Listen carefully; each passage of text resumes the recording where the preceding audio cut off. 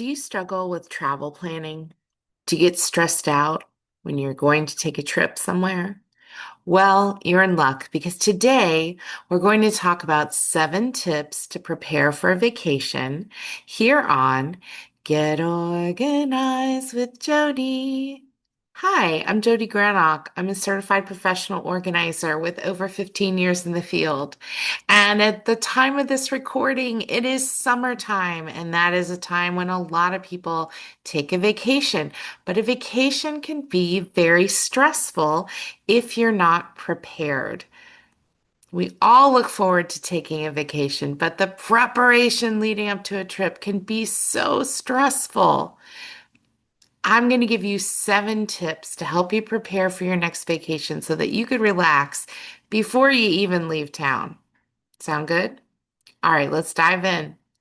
The first tip is to plan ahead. Look, you want the best results? Plan your trip at least a month in advance. Keep in mind that when you're traveling to popular destinations during the peak seasons for that place, whether it's winter break, spring break, summertime, you may need a reservation several months in advance to be successful. I'm planning a trip for this summer and I started working on it in the spring, just looking up different reservations for hotels or different travel itinerary ideas or even restaurants. So it's good to make a plan ahead of time so that you're not scrambling at the last minute. Tip number 2 is to consider trip and travel insurance. Now, you might want to consider trip insurance if you fall into one of these categories.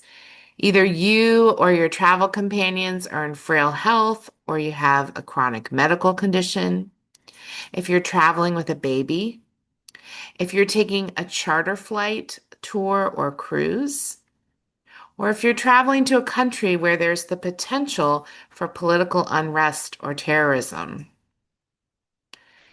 Look, injuries and illnesses and accidents can happen to anyone at any time, anywhere. I can I can tell you, even within my own family, I've had family members get hurt while on a trip, and they wish that they had had some kind of travel insurance. So, purchasing travel insurance provides an extra layer of protection against the unexpected. So let's go to tip number 3. Put your papers in order. So make 2 copies of all of your travel documents, passport, the tickets, your traveler's check receipts, your travel itinerary, whatever it is that you need to take with you. Keep 1 copy in your checked luggage and keep one at home with somebody that you trust. You might want to consider leaving a copy of your will, your insurance papers, and your power of attorney with a friend or family member. Again, not to be morbid, not to be maudlin, it just helps to be prepared, right? You do all these things and you won't need what you did, but you'll feel a lot better. You'll have that peace of mind.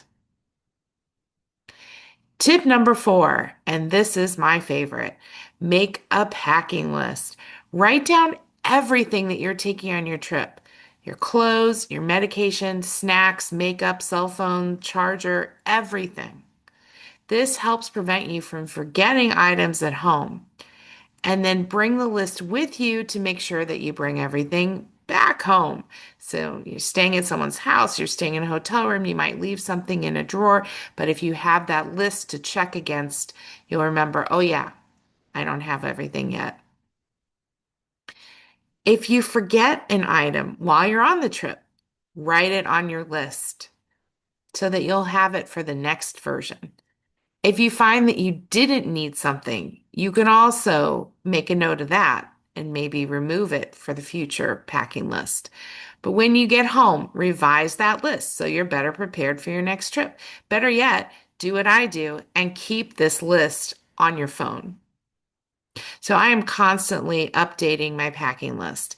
And I have more than one packing list on my phone because there are certain places I travel that I know I'm going to need additional items. So you may have one for staying in someone's house versus staying at a hotel.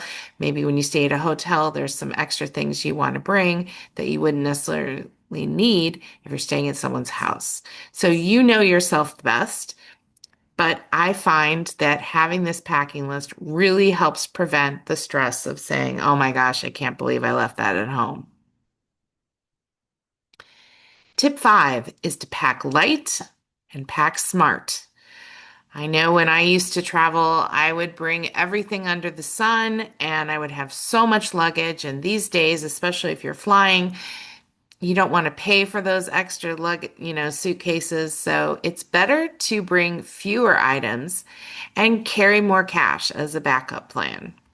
Only pack what you know that you need. I know some people like to pack for every possible scenario, but again, that just weighs you down, literally and figuratively.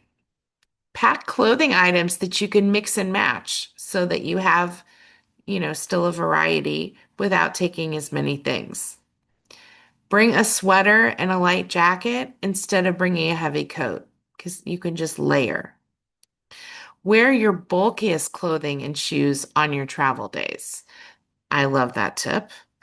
And carry a change of clothes, toiletries, and medications in your carry-on in case your check bags are lost. That's a really good tip. I've certainly had my, main suitcase not show up right away. And it was good to know that it's okay if I'm sweaty or I'm dirty. I can still change clothes while I'm waiting for them to get my luggage back to me, maybe the next day. Tip number 6, paper and plastic. Put tissue paper between the layers of folded clothing in your luggage. It will help reduce the amount of wrinkles that you get in your clothes. And then use plastic storage bags to put items that might leak.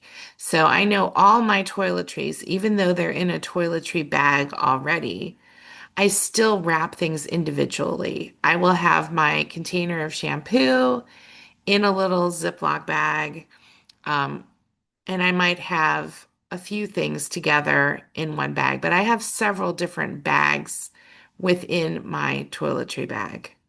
And it just makes me feel better to not worry about something exploding or leaking or oozing out and getting other things kind of dirty and funky. You can also bring plastic bags in your luggage or a garbage bag to separate your dirty clothes from your clean clothes while you're traveling. Sometimes I bring a big towel with me because I may not like the size of the towels at the hotel.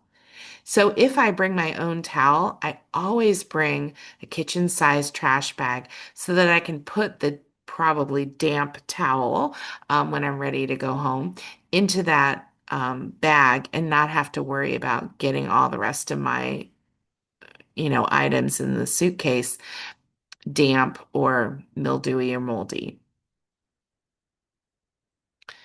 And tip number 7 is to plan ahead and take care of things around the house. So prepay your bills before you leave town if that's still something you're doing, the old-fashioned way, or of course, if you are paying things online, make arrangements if you want to work ahead so that you don't have to remember to pay something while you're on vacation. Ask someone to collect your mail for you, or you can put a temporary hold on it at the post office. Take your pets to a kennel or arrange for someone to come over and take care of them. Consider adjusting your thermostat by 5 degrees, depending on the season, to save on your heating or cooling bill. And use staggered timers on certain lights throughout the house to give the impression that you're still home. I hope that this has given you some great ideas so that you won't feel as stressed when it's time for you to travel because vacations are supposed to be fun. I encourage you to visit organizingmagic.com for more organizing resources, including our free e-newsletter and information about our monthly Zoom webinars, which are also free.